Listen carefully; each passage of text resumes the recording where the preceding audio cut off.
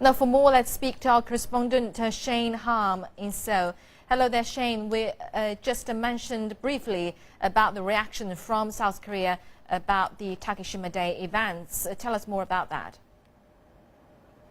Well, there's been widespread condemnation of Saturday's event in Japan. The foreign ministry here in South Korea released a statement calling the event a, quote, provocative action, and it went on to say that the South Korean government will continue to strive toward letting the world know about Japan's what it calls retrogressive moves. And also from the legislative branch here, both ruling and the main opposition party here in South Korea showed agreement, which is rare sometimes, but condemning this Takeshima Day event and the hundreds of people, civilians mostly, attending rallies protesting these Takeshima Day celebrations in front of the Japanese embassy here in Seoul, also in Seoul's main downtown square. And it's also a protest to Prime Minister Shinzo Abe's recent visit to the Yasukuni Shrine.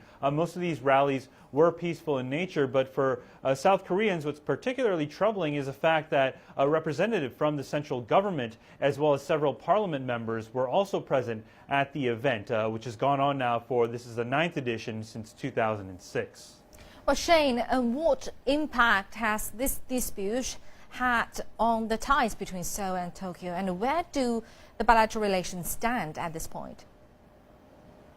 Well, bilateral relations are at a very low point, and this territorial dispute is one of many issues that need to be resolved between Seoul and Tokyo. As we also have this growing far-right extremist nationalism with the Shinzo Abe administration. Also, there's the issue of the denial of the use of sex slaves during World War II, so-called comfort women who are demanding an apology from the Japanese government as well as proper compensation. And there's also this other territorial issue that's in the air right now, this body of water that lies between the Korean Peninsula and Japan, known as the East Sea here in Korea, and the Sea of Japan in Japan.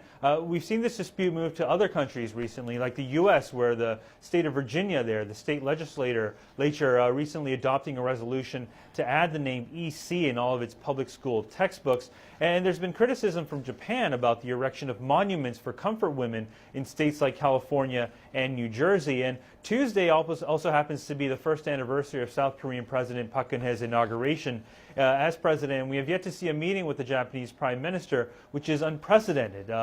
Usually the South Korean president will meet with the Japanese Prime Minister following a meeting with the U.S. president, and we haven't seen that yet. So relations are at a very low point at this juncture.